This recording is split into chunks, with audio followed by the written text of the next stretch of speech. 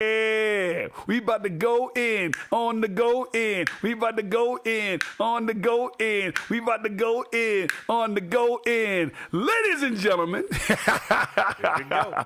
what's happening? It's your boy DJ Stir the Pearl here with the Go In, the podcast that we try to make last and make it go crazy, crazy with high flash and lights and everything going on. But today, I got somebody special for you that's going to help me do what it do.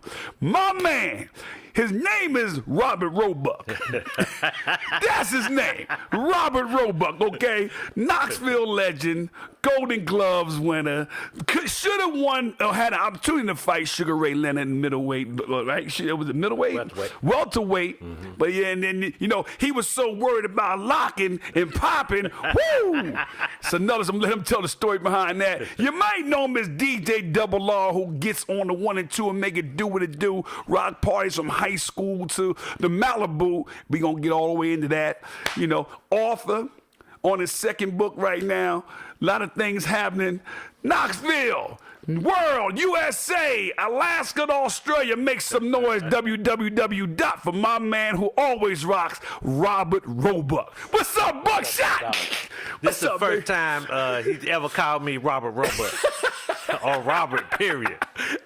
And that's the truth. I've never called you Robert. Yeah. And I probably won't anymore. You're going to either hear Buckshot or DJ Double R. And that's my man.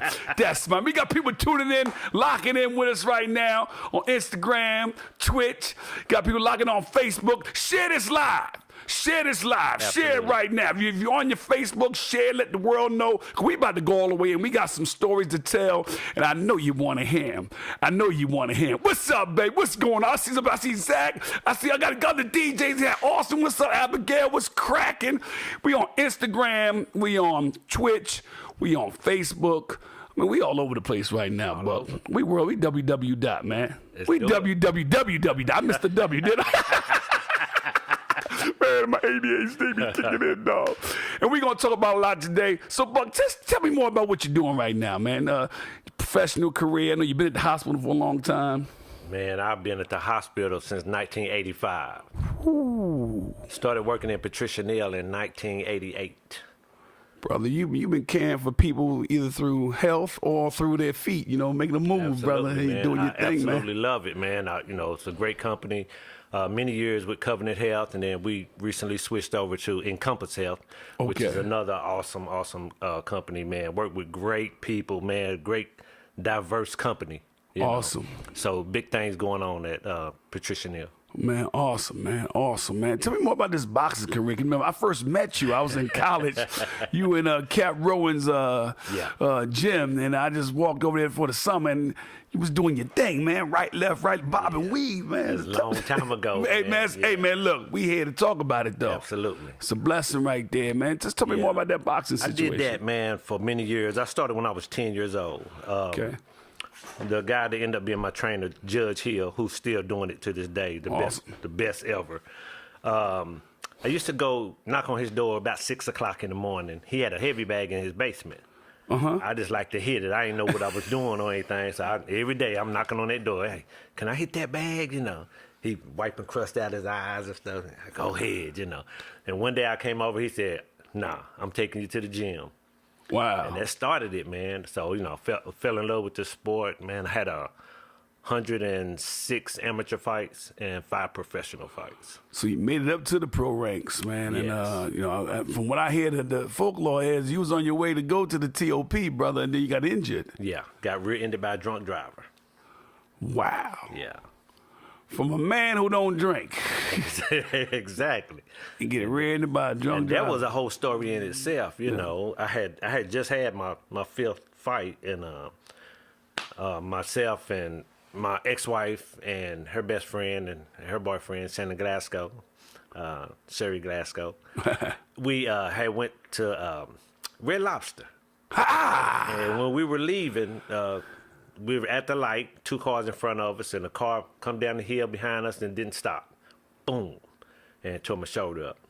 Wow. Yeah. And they took off. Well, the guy got out of the car and started walking away, so I ran to catch up with him, make sure he didn't get away. And then the girl drove off. Wow. So the guy turned around and, start, wanting to fight or whatever. So I just start backing up back to where we were. So just luring them back to where we're going. And Right. I saw Shannon wrapping his fist up with a belt. And I said, man, don't hit him. He drunk anyway. Yeah. All of a sudden, the dude charged at me. Wow. Yeah, so. So he hit you and then gonna try to defend himself. He tried to hit me. Well, what? Well, I meant hit you with the car. No, I didn't mean hit you. I mean, because I know you. He did. Sometimes I tell people you never know who you're running up on. Don't let the smooth taste fool you. That's true. And that's real talk right there. And so man, it's amazing because here I am, another guy who, you know, believe it or not, you guys, I don't drink, and I got a lot of people that will confirm that. Absolutely. And so I'll never forget the first time I bought an expensive car. You know, and everybody knows me. Sterl drives his car, and the one I got right now, I got 300,000 plus on it. You know, I drive them to the wheels fall off. I know that. You know, right. And so I had bought an expensive car. I just gotten it. It was when the 745s first came out, BMW. I had it for a week, and I was at a red light. Oh. Guy ran into me. Boom. He had a little couple of sips, and I got out the car mad because they had, you know, that was it was an expensive car. I just got it. Hardly anybody even knew I had it, and I hadn't even get a chance to show my mother, you know, because I'm like, this car, I ain't driving Jersey, show to my mom. And guy ran into me back on a overpass. He got out the car and the pickup truck, dude, sorry to ruin your evening. You know, and it was amazing because as I'm on the overpass, it was a cop trying to come onto the overpass, so he saw the whole thing. Wow. And so because of some of the things that had happened a week prior, you know, the cop jumped out of his car, put the guy who might have been a little bit inebriated on his pickup truck, thought I might be trying to charge him, grabbed me and made me lay on the ground. Oh, wow. So then he had his partner who was riding with him get in the car and stop traffic, come the other way, and made me lay on the ground. So I'm like, what's going on? He said, no, we're not playing with this. Somebody just died last week by getting hit in the back and didn't know that he fractured 6 or 7 vertebrae. Oh, man. So here I am, a guy who, you know, I didn't feel no pain or nothing, but, you know, you didn't laying on the ground in the cold weather. Yeah. Oh, that was the pain in itself. Ooh, that was the pain, brother.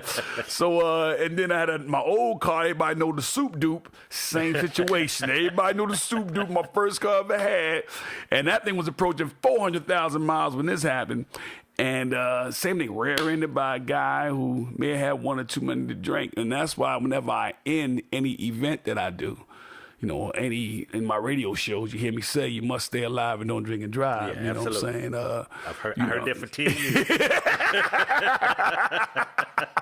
But I'm telling you, man, because, you know, it's amazing how, you know, people like to feel good. Yeah. And look, I'm a proponent of everyone feeling good. Right. And, you know, and as long as you don't hurt nobody else, continue to do it. Absolutely. But if you're in a situation where you can potentially hurt somebody else, man, hey, don't make your feel-good night a bad night for you and the person, somebody else that had nothing to do with you making an erratic decision, you know. So, you know, and it's amazing. And if you're listening and watching, you know, don't drink and drive. Please. Don't do it. Yeah. You know, here's a man who had the opportunity to, you know, go for the championship, and because someone decided to have 1 or 2 or 3 or 4 too many, you know, stop the dream. And right. Don't you be the next one to do that or even injure yourself to where you don't come home to your family. Right. Call an Uber, call a Lyft, you know, call a friend. Somebody, Put the keys down, sit down until that, you know, and somebody will come get you. You got a way to get home and figure it out. You know what I'm saying? Exactly. But let's talk about this DJ thing now. We just getting there. We gotta get into this DJ thing. Look here, brother. Look, man. Look here, Buck. Let me get a drink first. Go get you a sip. I'm gonna give me a sip, man. I know chemistry, H2O. I'm gonna give me a little sip. Now, DJ Double R. Mm-hmm. Double R.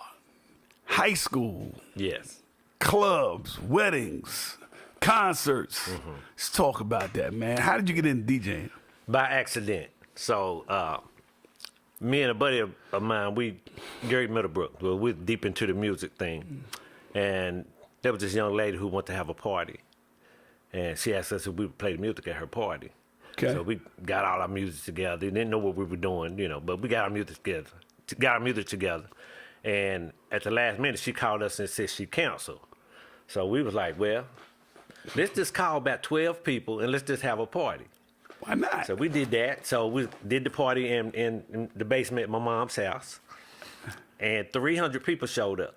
Whoa. And the cops. Let me digress before we get into the reason a good party and cops show up. This was before internet. This is before cell phones. Right. This is before some people even had phones. Right. You know what I'm saying? I remember, we're seasoned enough to know a phone was a luxury. Yes. Not a necessity that it is today. So you got 12 people. Mm-hmm. And we all remember that commercial, and so on, and so on, Right.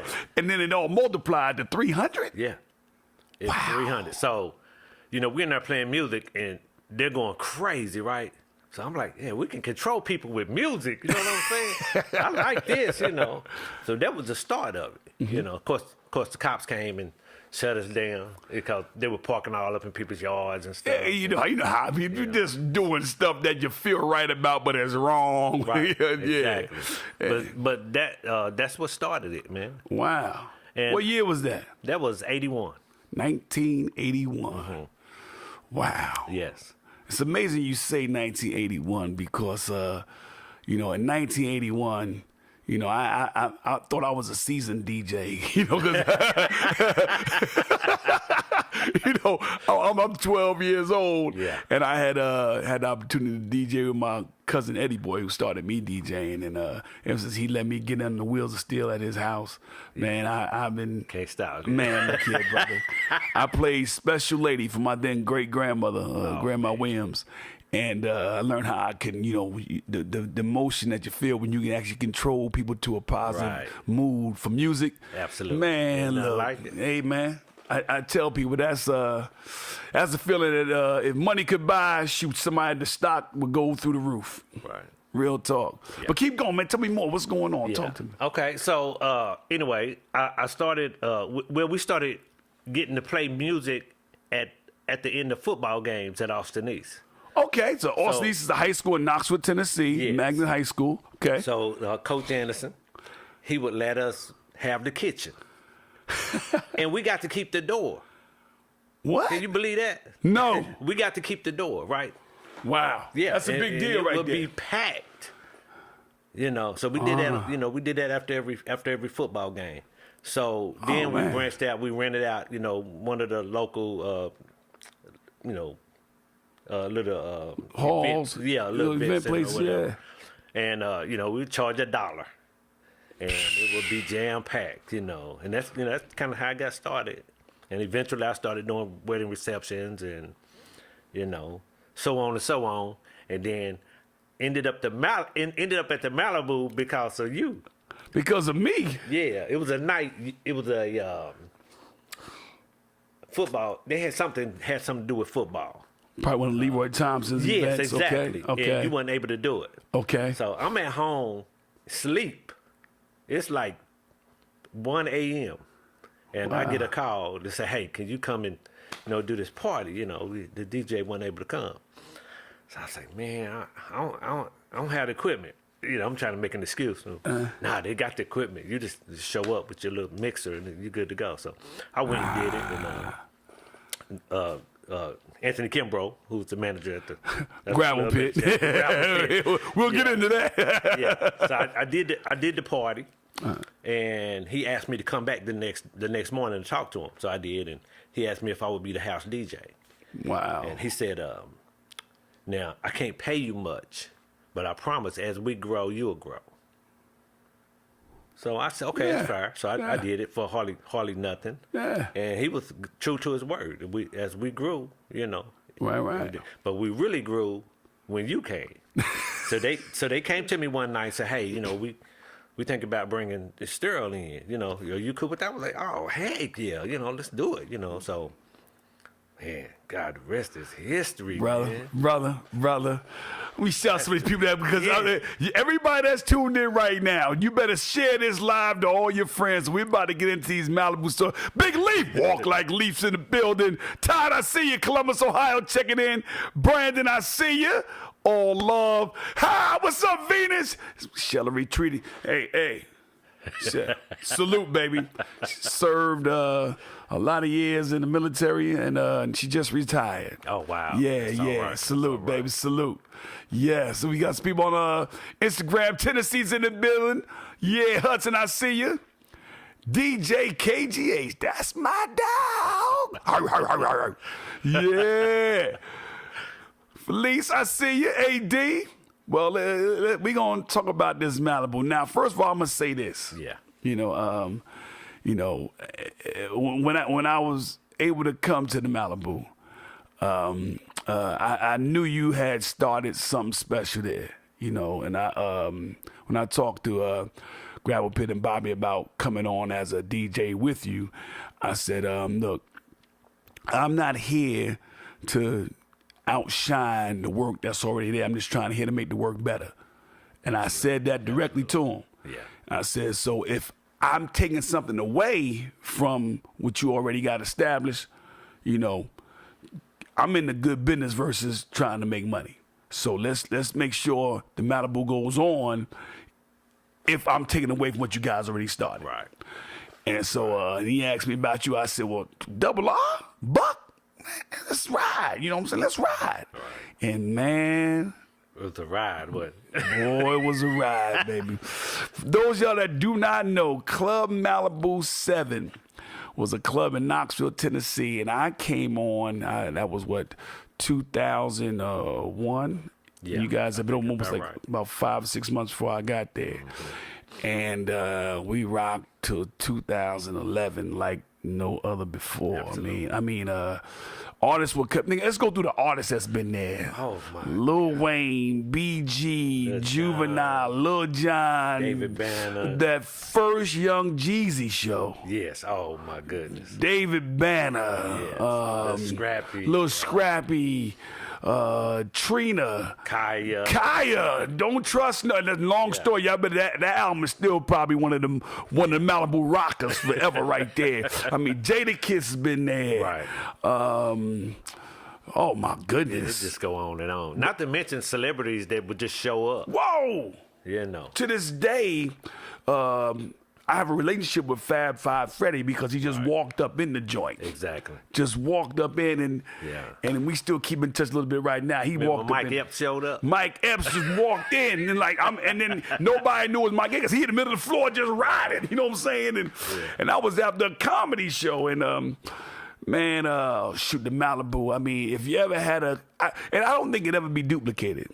Can't. I don't think that atmosphere, the environment, the fun could be duplicated because it was a carefree atmosphere that happened organically. Yeah. And nobody, we didn't orchestrate it. We just facilitated it and made sure it didn't stop, Right. Exactly. And it's funny when you and I have talked about this a lot of times, and I have, I've been blessed to say I've DJed with some incredible DJs around the world, and you are definitely one of the ones I always talk about when I speak to guys that might have more acclaim than I have. And I've been part of some DJ crews when, I tell them going in, look, I might be the sorriest of the crew, but I'm going to give them what I got. Right. You know what I'm saying? But when you DJ with other DJs, sometimes there's something in the booth that happens that's not always defines compatibility. Right. Man, we ain't never had no problem like that. Never, ever. Not one night. Never. That's amazing. And here's the funny thing. The first night we played together, we didn't have a format. We didn't talk about it. We just went in. It just happened. Man. And, it's funny because when I go to different places and DJ with people, I've been in some situations where the DJ was almost setting me up to get robbed when I left the club. Wow.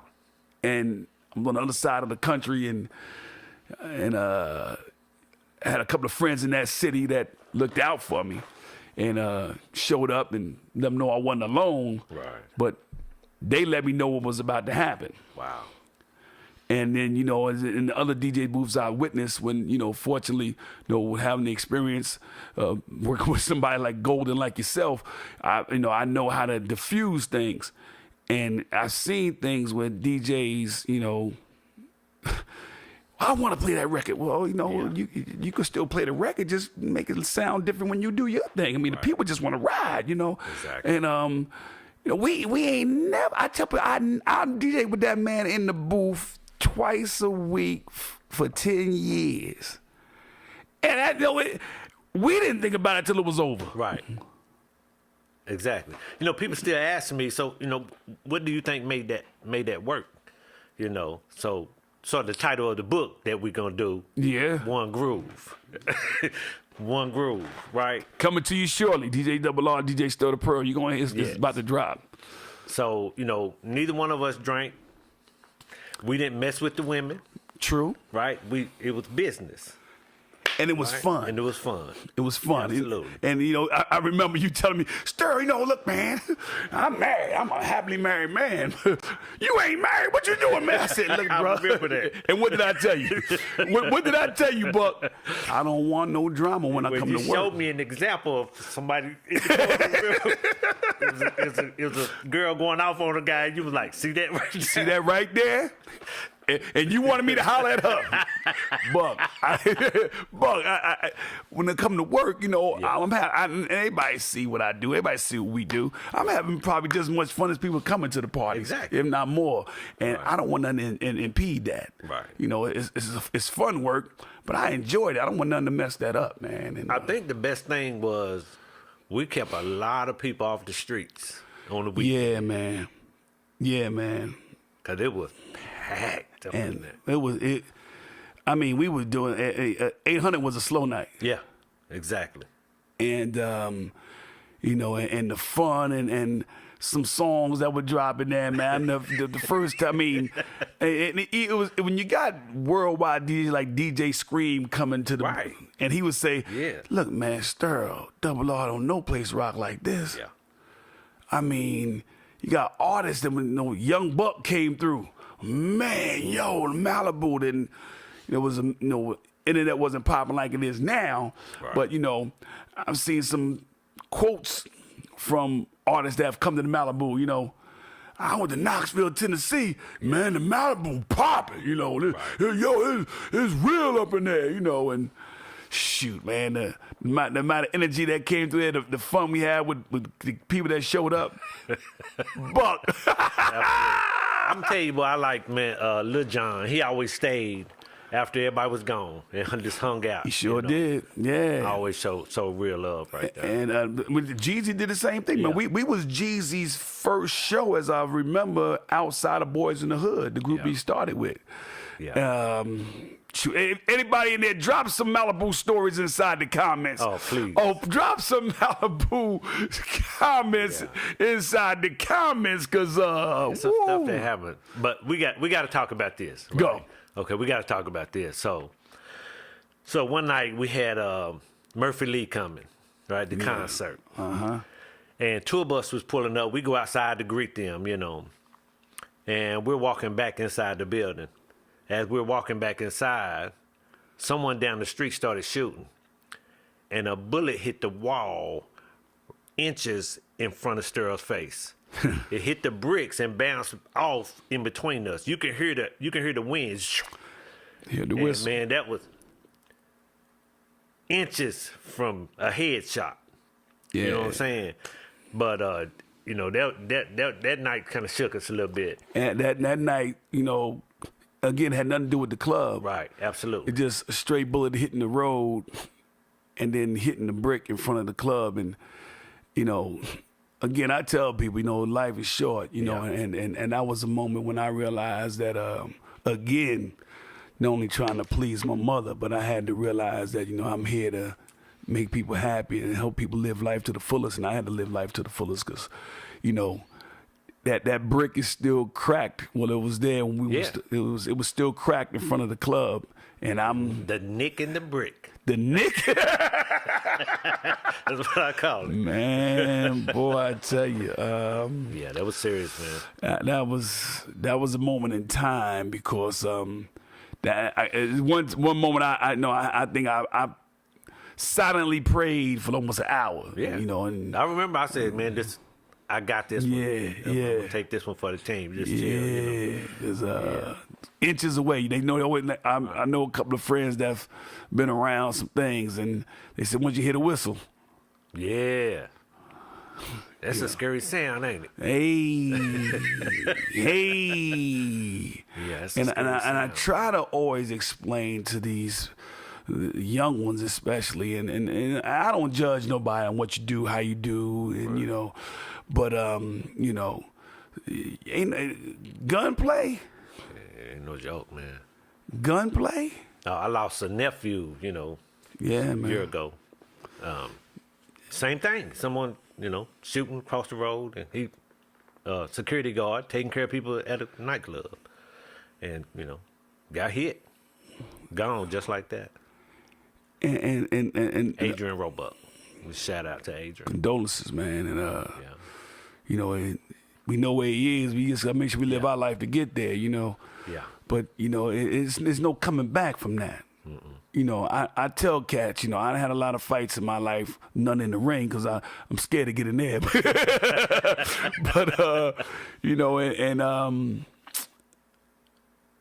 my record's not undefeated, and there's guys that I came on the short end of the stick with these, and guys I was on the other side.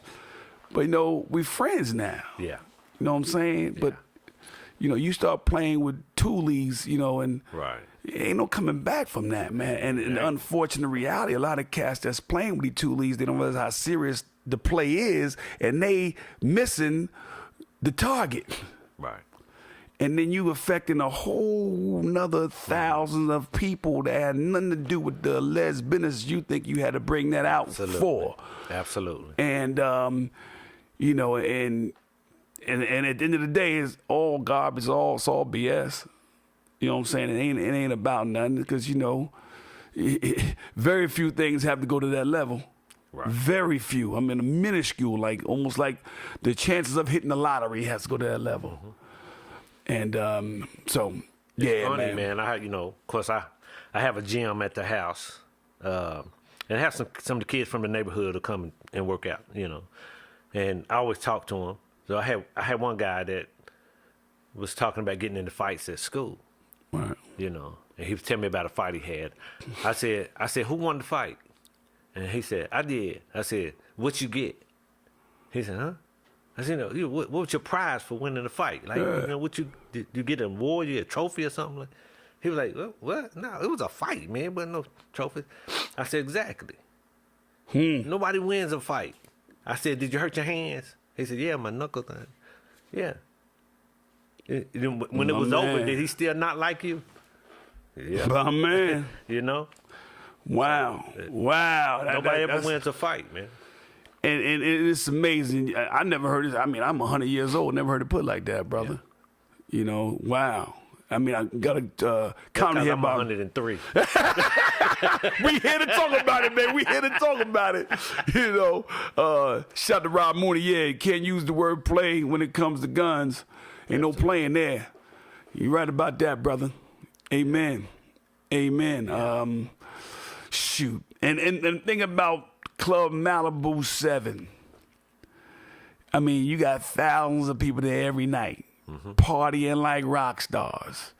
And, security had they earned That theirs. was the security right there. We had 5 guys that took care of 1,000 people every weekend. Every weekend.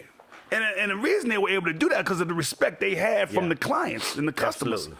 Absolutely.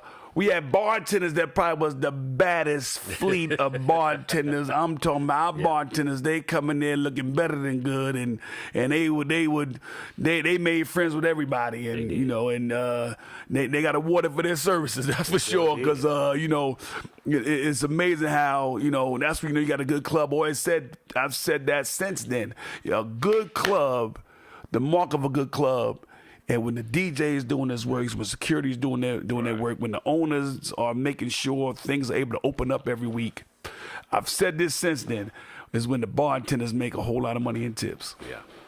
I've always said that. The bartenders probably got the lowest salary, but they should leave there with the most money every night. Yeah. And when that happens, doing it. Hey, in the Malibu, woo-hoo-hoo, doing it. Woo, That's for real. Man, tell me more about what's going. We did the Malibu, man. What else do you remember about the Boo? I mean, look here, it's man, brother. Dog, it's some things that we can't talk about. Yeah, some we can't talk about. No, not on the air. You know, But- some people do, but not us. Right. But man, You know, we used to have to, watch the crowd real close. And Yeah. we kept it safe, Yeah. security to the dance floor, Floor. security here, there, whatever. Mm-hmm. But that one night, when that brawl happened, do you remember that? Ooh. I mean, you got 1,000 people in the building, and all of a sudden, everybody fighting. If we had smartphones like we do now, that might be captured footage for new Wild West deal. Yeah, seriously. but the one thing and I've always said this about when an altercation may have happened inside the Boo, it always came to a stop. It did. I mean, you had a situation where some other business came inside the club, Right. but it came to a stop. Right. And it's late. People may have had some do it float in them, and and whatever else they do to feel good, but it came to a stop. And I think because of the fact that it always came to a stop, it's of course a credit to the security team that was in there. It's a credit to the fact that we always had police officers that friended the community. Yeah, exactly. And they were outside, ready to do their job. But, I think a lot of respect to the fact that they didn't want that place to go, man. Right. I mean, Malibu been gone for some time now. People still talking about it like it was yesterday, man. Yeah, exactly. Shoot. Exactly. I mean, whoa. Yeah. Yeah, it was Hey, real. Buck. And then you got other occurrences when, I remember that one night when artists got upset with me because I played a certain song. He the headline of the night. Oh, yeah, I remember that very well. Hey, Buck, I think that's the only time I had to hold you back.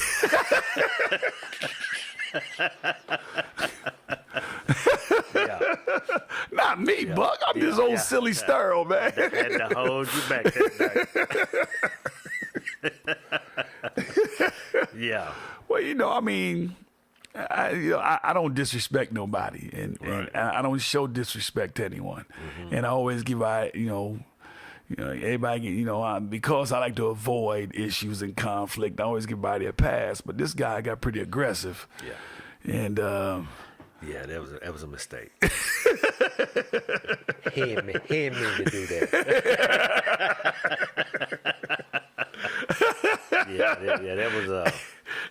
That was an edgy moment. Yeah. Somebody's about to go to jail. hey, man, it's just like I said, I diffused it twice. I did, didn't I? Exactly. And if I wasn't inside the booth, Right. I would have walked away. Yeah. But you kind of hemmed up in there. I was in the booth, and then he came in. I mean, so I don't start nothing, man. But I'm a Jersey guy. I'm from the. I don't want to start none. I ain't gonna start none. I mean, I'm not thinking don't start none, won't be none. You know what was funny about the Boo, man, is everybody always came with their demo. Right? Everybody man. came with their demo. It's the Everybody hottest thing. Man, look, I'm telling you, ain't nobody's stuff hotter than mine, man. Y'all gotta play this. You know what I'm saying?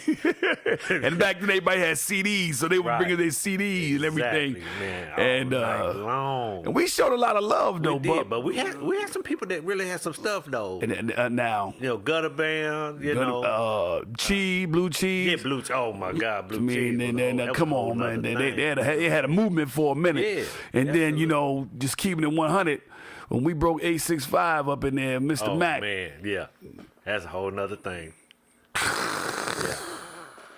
Yeah. So we gave some people some opportunities. You know, We had some opportunity because they was in the club, too. Yeah. oh no, you didn't. Nah, you didn't. Hold Hey, up. Buck, I'm just saying, look here, brother. I'm gonna be careful how I tell you. I'm going to let you have I it, too. don't want to offend nobody. I don't want to offend nobody. Change the names. To protect the innocent. Because they ain't mean no harm.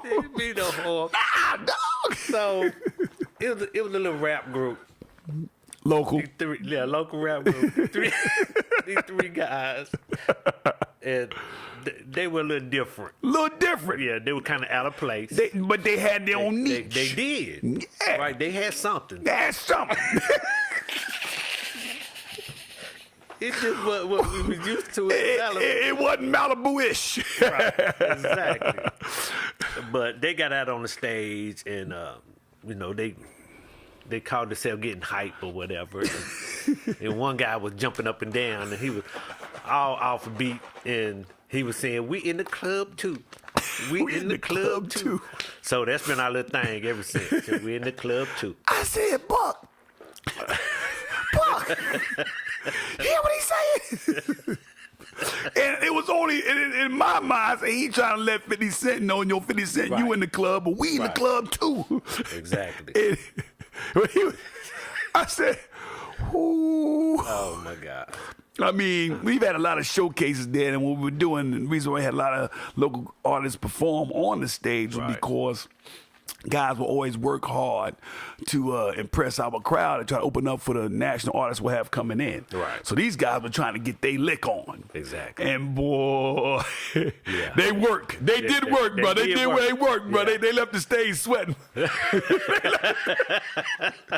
I'm gonna leave that. There it is. They was in the club too. Don't want to hurt in the nobody. club too. We in the club too. Exactly how it was. That song might hit right now. It might be a TikTok. be. Stop playing. Yeah, there it is. Stop playing. Somebody make it happen. But the one song that I always say, and I even say this, and anybody watching this podcast right now have probably heard me say that, are artists that have asked me to play their music. And that's when I came out of the judgment zone of music, is when I will never forget when a guy from Atlanta came to the club and told me how live the club was, and he had his camera shooting stuff, and he handed a CD to us, and it had Laffy Taffy on it. Oh man, that's a game changer right there. But remember my first reaction to the song? I said, that is the wackest song in the hip-hop history. Why you expect us to play that? Exactly. And Buck says, Sterl, give it a shot, man. Stop being so... Man, look, man, I don't like that song. 3 weeks later. Man. That song took over. That song took over the club, took over the country. D4L sold a lot of copies. Fable went famous. Shorty Low. Yeah, it blew up, man. Man, it blew. Movement. It was a movement, and and I always tell people now, when they give me their music to play, hey, whether I like it or not, if a song is not a garbage song with no judgment on it, I'll play it. Let the people decide if it's good. Because when I missed on that one, I've never missed more in my life when I missed on that one. Because I despised the song. They made me like it after I saw the reaction I got from the crowds. I mean, and then the first time we swag surfed up in there, Buck. Buck. Yeah. And look at the comments. Steve Davis. What's up, Steve? The first time we leaned with it, walked with it, and walked it out.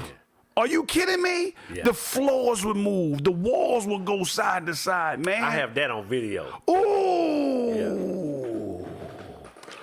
Yeah. Ooh. Buck. Yeah. I mean, bruh.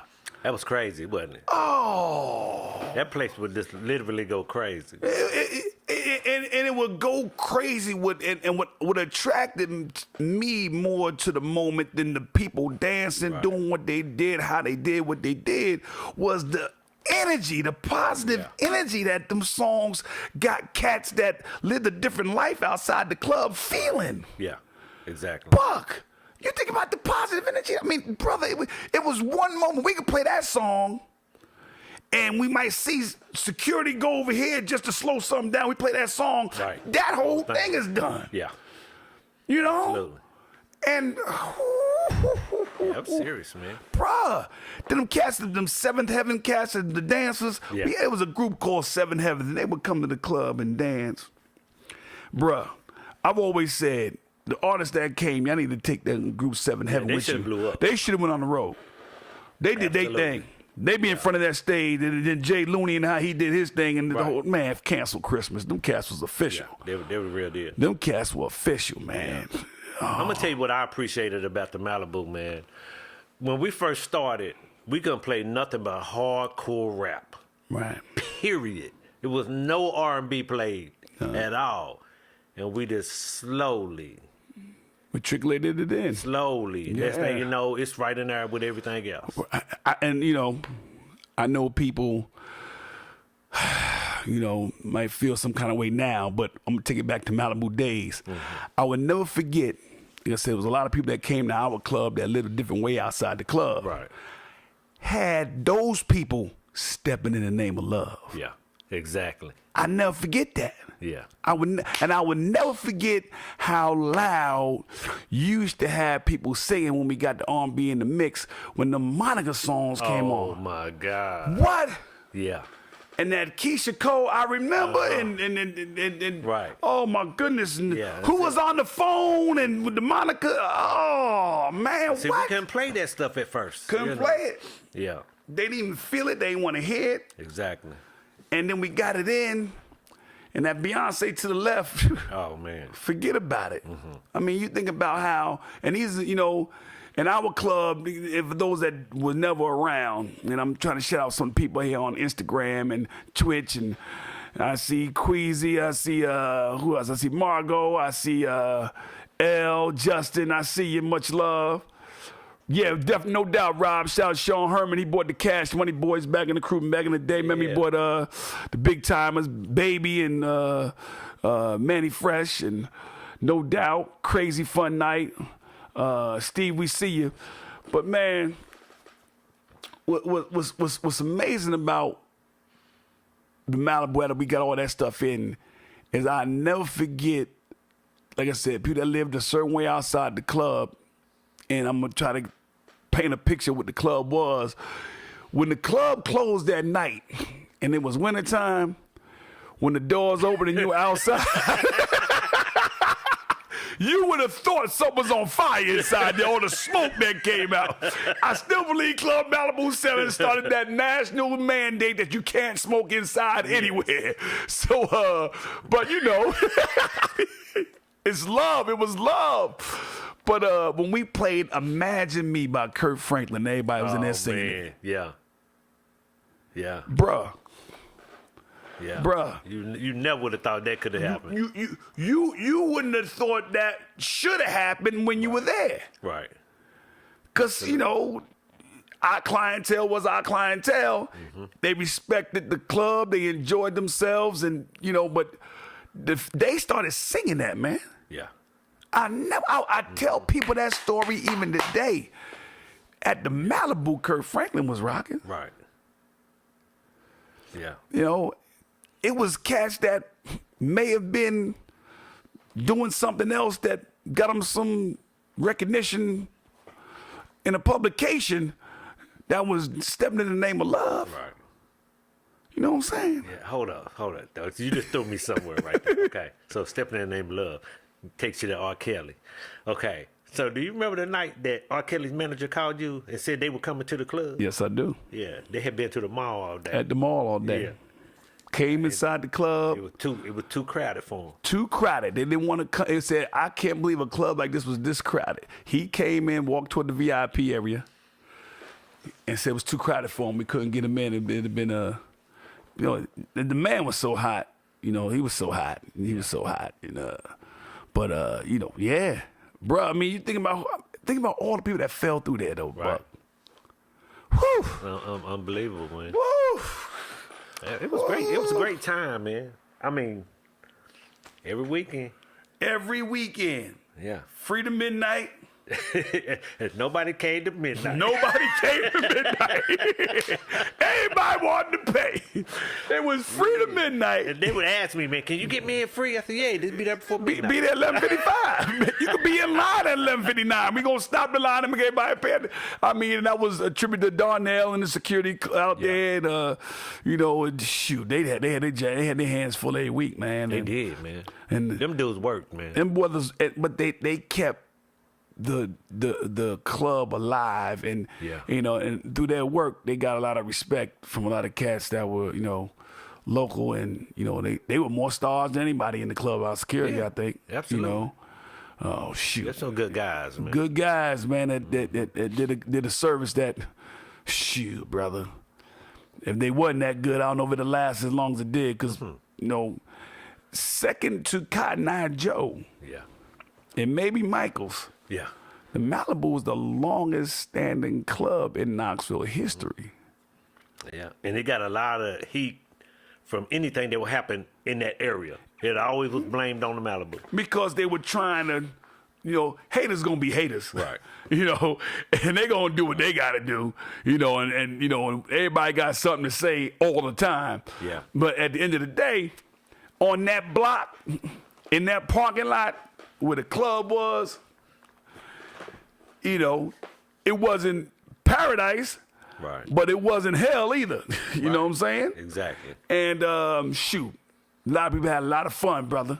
Yeah. Shoot. And Lord knows, I might be the only person in the Malibu who didn't have a chance to quit but got fired the most. Nobody, I want everybody to know in Knoxville, in the whole state of Tennessee, the Southeast, everybody from Alaska to Australia that's watching this show right now, yes, I have never been fired ever as many times I've been fired at the Malibu. No one else got fired more than Stir the Pearl. And it was amazing because of things that may have happened. Everybody had the opportunity to say, I'm leaving this place. Everybody. But me, fired. Stan used to get the crowd a little bit too hyped, right? So this one particular night, he got the crowd so hyped that our manager Bobby says, "Stir, you gotta slow it down, man. You got the crowd so hyped that you made the paralyzed dude stand up." Man. I said, Bobby, we was rocking though, baby. We was rocking. But the one time that I remember, this is my one time that I got terminated. And you guys see, people don't even know this, man. They don't know about those meetings at 3 o'clock in the morning after everybody left. Yeah. Sterl, the bartenders are overpouring the drinks. And you know why? Because they dance to that daggone music. You got them going crazy, and they don't run that over. That's losing money for me. I can't afford it. You're fired. I said, I got fired for the bartenders. But they brought you back. And only they brought me back was because of you, dog. I know you negotiated that quite a few times, brother. But I mean, I'm out of fingers and toes and eyelashes. How many times I got fired at the Malibu over those 10 years? But I'm just glad I was able to see it through. And man, 10 years of pure fun, man. It was fun, man. Pure fun, man. We got to get this book done. We got to get this book finished. We got to get it done, man. Because everybody need to hear that story, man. Because two DJs every week. Yeah. And Yeah. we got a lot to talk about. Dog, you know, I think that the key, man, is no egos. Well, You know what I'm saying? Yeah. Because I know if I had them rocking and I go, hey, this is your turn. And you be like, nah, dude. You got to rock it. You got Keep let going. it go, baby. Keep You know it what I'm going, saying? brother. Right Keep there. it going. See, that's Yeah. no ego. Yeah, man. You know, and that makes a difference, man. Because I, you know, played with other DJs before where, you know, they had ego. Same here. Yeah, but I tell you what, it's some good DJs in Knoxville. Some good DJs in Knoxville that don't get the recognition they deserve and don't get the chance to run. Absolutely. Some good DJs in Knoxville's DJ clique has definitely stepped up, you know, and a lot of guys that was around with us, you know, the Real Deals, Sir Marlins, the K Swifts, you know, Prime Times, you know, this guy Leno is doing this thing now. I mean, I had the opportunity to hear him. He's doing this thing. Right. And there's a lot of the guys that, you know, if I don't name you, don't charge it to my heart. But Knoxville people that are doing events, you know, check for these other DJs. Yeah, absolutely. You know, check for them and pay them what they weigh. Don't try to shortchange them because you think they ain't what you want. Give them an opportunity to prove themselves. Exactly. Now, if they don't do what you want to do, that's one thing. It is, right. But give them an opportunity to prove themselves, man. These cats is rocking now. Right. And some love to some of the originators, man, because I couldn't have DJ'd without Dana Lil Jon and Dexter Mims. Oh. Them guys had had the equipment. We just had to show up. They had the equipment. I ain't having equipment back then. Wow. But you could not DJ without Dana Lil Jon. You know. So those are the guys that got it started. Rest in peace, Do Dirty. In the street, Do Dirty. Do Dirty. Oh my God. Come on, man. Come on, man.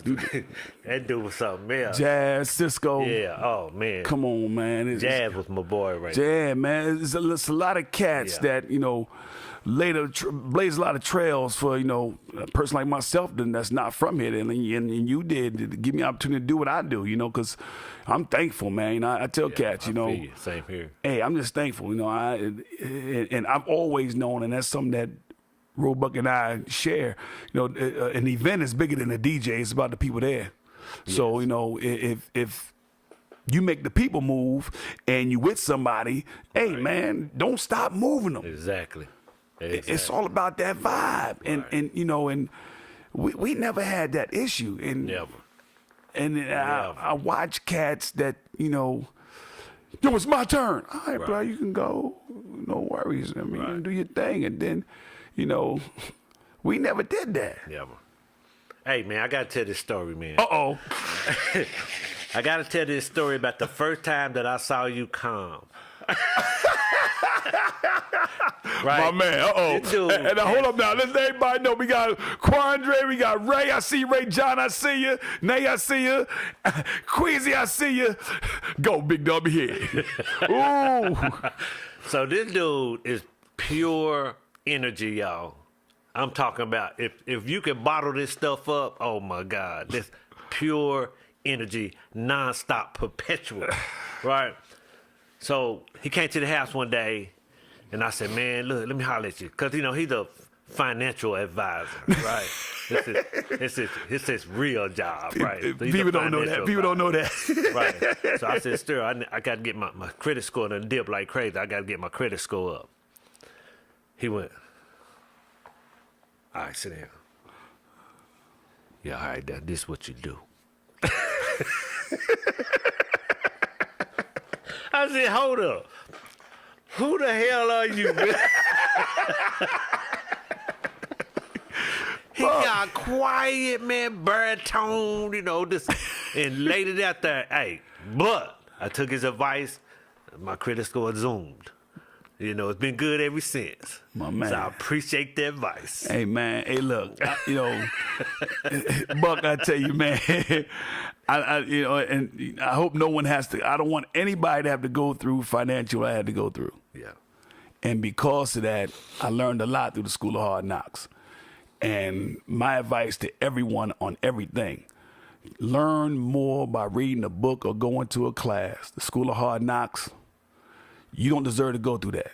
And I don't want anybody to go through what I went through. And I'm just thankful I can give information that's not false or fabricated, that put into play that process works. And because of the financial peril I was in for a long time and had to smile through it and work 6 jobs, almost died twice from exhaustion. I don't want nobody to go through that, brother. So that's my man. Yeah. You know. Did y'all see how he got real quiet? See what I'm talking about? There it is. See, I gave him a chance to see it live. Oh, baby. You made me keep my costume on, Buck. There it is. That's it, man. Oh, man. Yeah, that's the real, Malibu, man. So let's talk about these books, man. You had a book out. You put a book out. Boom. There it is. There it is. There it is. The Art of Healing, Transforming a Broken Heart. So this book, man, it's funny how it came about. I was having a conversation with my oldest sister, Okay. Malaika. She's a writer, publisher, editor, like big time. Like she's the real deal. I'm a dude that wrote a book, but she's the real deal. We both got big sisters that are real deal, so I appreciate that. She's the real deal. So anyway, she said, you got some interesting views about spirituality. You need to start writing this stuff down. I said, why? She said, well, it could be a good book later on, and it's good therapy. I didn't pay too much attention to that, but one day I was sitting around the house bored, and I started writing. And it was therapy, because it made me readdress some things that I had dealt with I hadn't dealt with, that I needed to deal with, you know what I'm saying? Right. So I got to writing, it got better and better. So here's the funny thing. So I sent her, I wrote just a few pages and I sent them to her, and she called me and she was crying. She was like, this is really good. You need to keep going, right? Wow. So I said, I'm going to send this to Pastor Ross, yes, sir. From CEC. And he had been gone 15, 16, 17 years, something like that. So I looked him up on Facebook and messaged him. And he called me.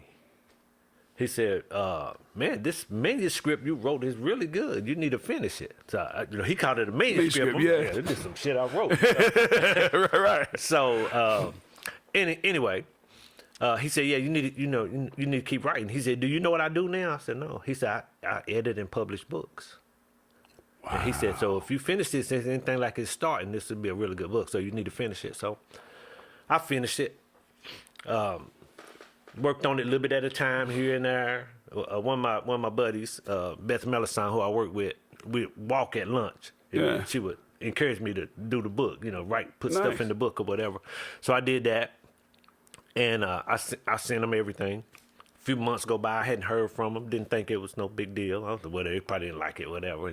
He called me one day and said, well, how does October the 7th sound for you? I said, that sounds great. It's my birthday. Well, what's up? Bang, bang. Yeah. Happy birthday, baby. Yeah. He said, well, the book release party. Yeah. And there it is. The book, it's about going through difficulties, going through changes and tribulations and, dealing with death and dealing with divorce and dealing with hard times and about, being positive and having good energy and living life to the fullest and all of that, right? So just, it's basically I tell my story and why I feel the way I do about certain things as far as on the spiritual level. I think a little bit different than most people. But the book kind of explains, everything. The book has been really good. It's doing great. It's helped a lot of people. The best compliment I ever got, but I saw a guy that I didn't want to see, because it was somebody that he's always using profanity and just loud, and I saw him from a distance and I hesitated till going up to see him, right? And then I said whatever, and I started walking toward him, and he said, "Hey, come here." He said, "Man, your book." He said, "I just want to thank you, man. It was remarkable." He said, "I ordered another copy for my mother because I didn't want to give her mine." Yes, sir. So that right there was some confirmation. Yes, sir. Confirmation for me. But the book is doing well. You can get it on Amazon. Show them that book again, man. Give them the name of that thing. We got the, this is the hardback. have a paperback, digital version, and an audio version also. Nice. Yeah, and so it's on audiobooks and everything right now. absolutely. Yeah, man. Yeah, so if you can get this, and it talks a little bit about some of the stuff we talking about right now, a little bit of that's in here also, because it's basically my whole story. Most people think the book is just about my divorce, but it's in there. That's like chapter Yeah, no doubt.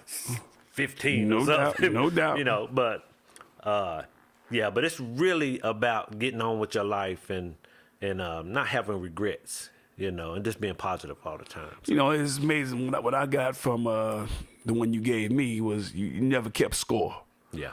So you never, and that's the big synopsis I got. You never kept score. It's always movement. It's just something you go through to get to where you got to go. Right. You know, and it's amazing because, you know, here we are talking about what we do, and here it is book time, and you know, and he got y'all watching me be serious. That ain't right. You know? Yeah. But you know, I mean, I was going through a moment. Remember? Yeah, boy, man. dog, Hey. I remember. Whoa. And Yeah. it's funny because, and I'm gonna say this publicly. Mm-hmm. I shared this with my mother, and it's some time ago now. Of course, you know, I'm a lot more mature, and if I wasn't, I'd be on a pause button. That ain't no way to live life. But you know, and when I was going through that moment, Buck, and I never shared this with you because you were there for me to talk to and everything. It was just something I had to go through for payback for all that I did. Gotcha. See what I'm saying? Feel you. Because there's a lot of things I could have done to avoid that moment. But because I was living the way I was living, Right. that moment came, and then all of a sudden it hit me. Like it was supposed to hit me. Right. Because you can't get to where you got to go unless you go through something. Exactly. You got to. And that's what I learned from the book you gave me. You never kept score, just kept it moving, and you never judged anybody. Right. And that's the whole movement I got from that. And then I thought about that after I got that book from you, and I said, I told my mother, I said, Ma, I had to go through that because all the dirt I done did. I mean, you know, I might not be a filthy, you know, muddy, swampy dude, but I could have been a lot cleaner being Ellen Hen's son. Because my mother, I wasn't raised that way. Exactly. And so, you know, you learn, you got to go through something to get to where you got to go. And I want to encourage everybody to get a copy of this book because you see the man who wrote it. And the blessing is, you know, he don't look his age. He done seen a lot of life. And if you can grab some things, and I said earlier, don't go through the school of hard knocks. Read, learn, listen, look up, Google. Do what you got to do. Yeah, exactly. You know what I'm saying? Because that's what I do, man. When I sleep at night, I go to sleep listening to, you know, something positive always. Yes. So I pull up something on YouTube, and maybe a podcast, or, you know, just something where somebody's speaking positive. Speaking light. Yeah, exactly. Because, you know, so all you hear is negativity, then that's just what's going to be in you. That's what's going to come out. Yeah. You know, you become what you think about. So I try to think about positive things. I had a conversation yesterday with one of my coworkers, Natasha Lopez. And we were talking about, you know, as I walk through the valley of the shadow of death, I shall fear no evil. The key is as I walk through. Ooh. You see what I'm saying? It don't say as I walk in. It says as I walk through. You got to go through it, right? And then you grow from it and you learn from it. You know, ooh. I've gone through some stuff, man, and I learned so much. And I'm telling you, the key to everything is forgiveness and faith. You got to have forgiveness. Anybody that's ever done anything to hurt you in any kind of form, even yourself, forgive yourself. Man, my ex-wife, we are the best of friends. You know what I'm saying? Yes, sir. We are the best of friends, you know. And it's so good that, you know, her boyfriend, Edwin Robinson, incredible dude, man. We are the best of friends. You know what I'm saying? See. I mean, you let all that stuff go. That's growth, man. Yeah. That's growth. You know, she family, you know what I'm saying? Hey, no matter what. No matter right? what. And the same mother thing my kids and just a beautiful person, an awesome nurse, you know. So I have no ill feelings toward her or anybody from my past. I'm good, dog. Hey, bro, you know and that's what I tell everybody. You know, I'm blessed to be able to say some of the same things. I've never been married because nobody said yes. I tried, but nobody said yes. Nobody said yes. But you know, it's like, you know, you don't come like I look at you, right? My man Buck. Ain't no scrub girl gonna make you get on your knee. Right. Exactly. It ain't gonna happen. Right.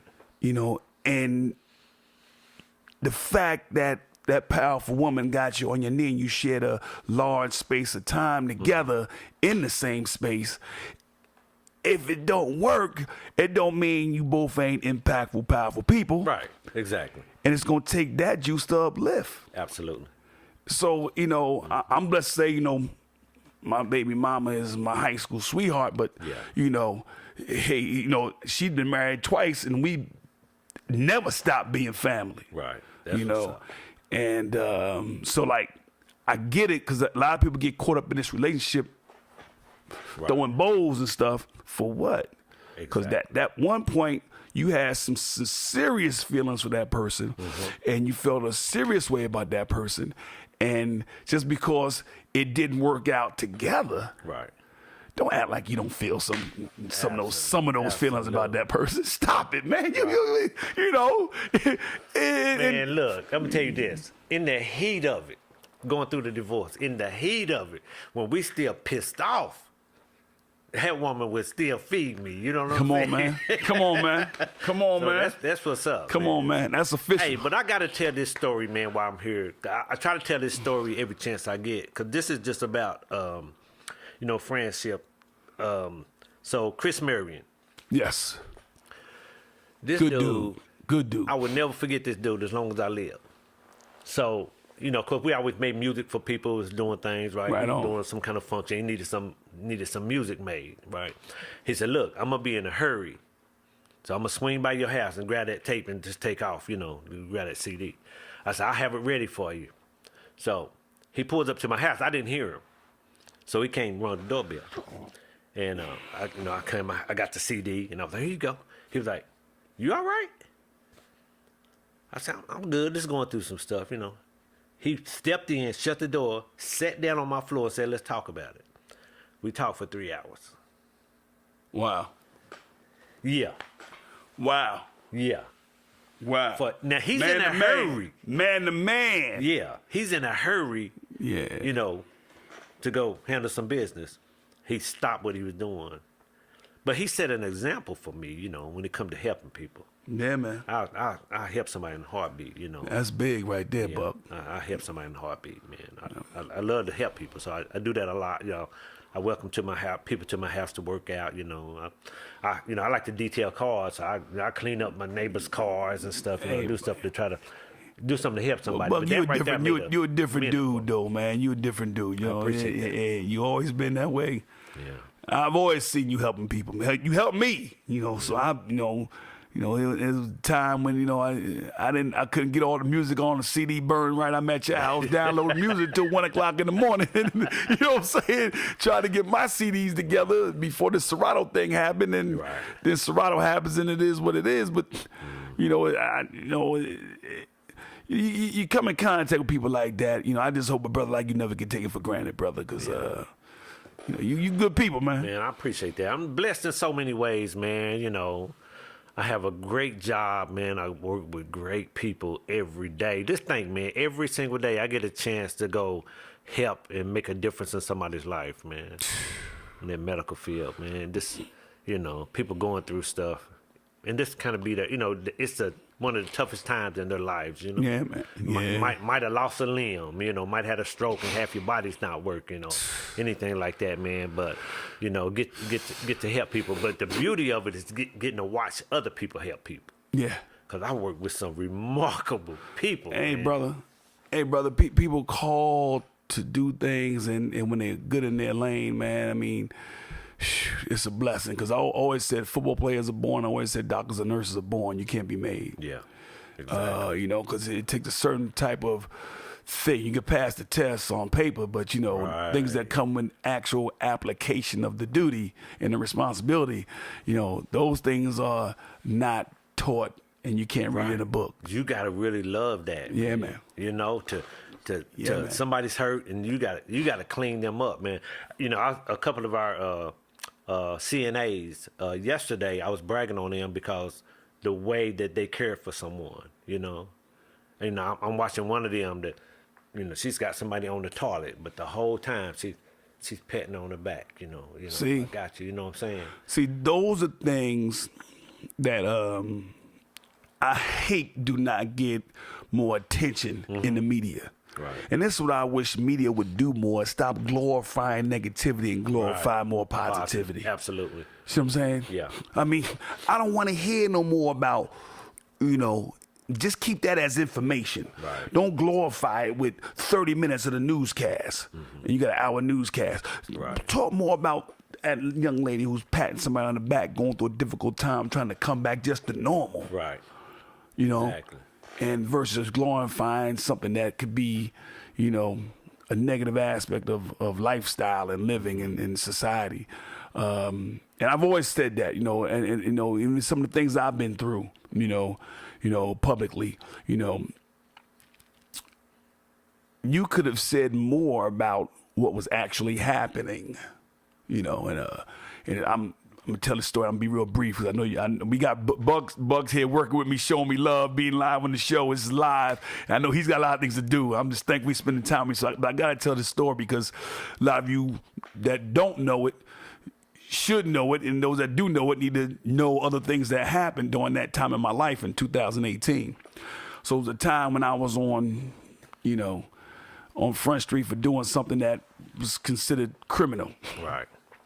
And those that knew me, knew it was a joke. But there are a lot of people that just know me as a person versus knowing my inner character that took that, Sterl did that? Right. And the entire time, I tell everybody, the media never lied. They didn't lie about the charges I was facing. They didn't lie about what took place. They didn't lie about what could happen if convicted. But the one thing they never said, Sterl has not been arraigned. And everyone knows your arraignment happens very quickly after you bond out. Right. My arraignment didn't happen for 9 weeks. Wow. The media didn't find out about it till it was 4 weeks old. So had they added that little tidbit, facing this looks like this is like that, but he hasn't been arraigned. Those that, it may have brought more people to the center to those that really knew me than going off with thoughts, Sterling fell off and done X, Y, Z. Right. And then even when it was dropped at arraignment, people naturally assumed that I went to trial, had a hearing, and this, that, and the third. Exactly. It was dropped at arraignment. Now, I was blessed that I had the effort in the media to try to eradicate some of the things that took 4.5 extra weeks to come to being dropped. But it was on to the next negative thing about somebody else. Wow. See what I'm saying? Absolutely. So my wish is that, for the most part, people in media do their job and they don't lie, but tell the whole story. Right. So people have the proper information to process an assessment versus you don't tell the whole story. It's just like it can do more damage than a lie. It can be, and your mother tells you that, your sister tells you, your family tells you that, but in the worldwide scheme of things, that is not the way of things. Right. And I went into all that because I always wanted a medium of media to exist that shows people more positivity than what you normally see when you turn on the tube or, have your phone clicked into a news station. Mm-hmm. Because believe it or not, and I still believe this, and maybe I'm aloof, I think it's more positive people and more positive actions happening in the world. Absolutely, I agree 100%. Way more. Yeah. I think you're closer to 80% positive. Mm-hmm. You know what I'm saying? But the 20, or let's say it's 25, gets more attention. Yeah. that has to flip somewhere sometime soon inside the delivering of information to our society, I think. Absolutely. It has to flip. It has to flip, man. There are more things out there that are enlightening than it is detrimental to character. Mm-hmm. And more things that are fruitful thinking than actual, cup half full. And that's what I believe. And don't let the small things kill the giant. Right. Because one bad apple can spoil a bunch, but if you take the bad apple out, There it is. I'm just saying, Buck. Yeah, Buck. we there's so much negative press, man, especially right now during the election time and everything. All you hear is the negative press. But you develop a cognitive bias to it, Right. Right? You hear so much, you start believing everything. Well, it's because it's force-fed to us, Yeah, man. exactly. It's force-fed. Right. There are other things. There are educated people in positions of power that control our media that can create an interesting story of positivity every day. Absolutely. But instead, you have people getting lazy that grab onto something that can to create some interest that's negative because they don't want to do their job as good as they're able to do it. Right. But will yell at their football or basketball team that lose. Quick to say, he ain't giving all, get rid of him. No. What about you? Right. Right. How you going to expect someone out of your team that you're cheering for, basketball, football, hockey, baseball, however, and you expect less out of yourself? I don't know, man. I don't want to get off on that. That could be a whole other podcast there, baby. Whoa, Lord, Buck. I'm telling you, man. You gotta be. But yeah, man. So, shoot, we got the book. Got the book. Our book is coming. Yes. Be on the lookout. DJ Stir the Pearl, DJ Double R. One coming. group. Woo-hoo. There it is. Woo-hoo-hoo-hoo. It's gonna be some stuff for everyone that likes to go out and have a good time. Those that like to promote good times. Those that like to DJ for a good time. We got a lot to say, man. It's gonna be crazy. I'm excited about doing the project too, man. Anything else you want to say to the people, Buck? Now, look, man. I want to say this. My baby girl, Kania. Right, she's got twins, dude. Yeah, so we're excited about that. Nee, Uncle Pearl's still crazy. You already know. Congratulations, girl. Congratulations. Excited about that. Yeah, man. Awesome. Yeah. I would try to show a little love for the fellow authors. Yes. Check out Venus Styles' book. Yes. Or Venus Diane, as she go by. Venus Diane. Show Vivi some Scheduling love. Time to Cry. Check that book out. It's a really, really good book. Keep you on the edge of your seat. Yeah. Locals, Knoxville legend, the right girls. Mm-hmm. And then my boy Mo. Okay. Yeah, with his book, The Shift. It's an incredible guy. He's a motivational speaker. Wait a minute. I'm get his title right because he'll be mad at me. He's a identity coach. An identity coach.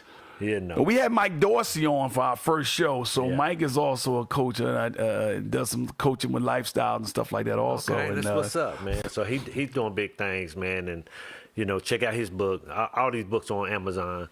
And my sister, again, getting back to my sister. Big sis. She's got a little bit of everything, but she has a book out right now, believe it or not, about Kamala Harris. Wow. Yeah, it's Path to the White House is what the book is called. She wrote it like a couple of years ago, but really now that she's actually running for president, it's taking it to another level. Big sis might be a prophetess. Yeah, man. It's interesting. Yeah, because she didn't even want to take the job and to run for the position, and then she realized that God put that calling on her, and now she's in it. We gonna know soon. Right. We gonna know soon. Ray Beasy out there, give us a shout, Buck. Ray Beasy. What's up? Yeah. What's up, Ray Beasy?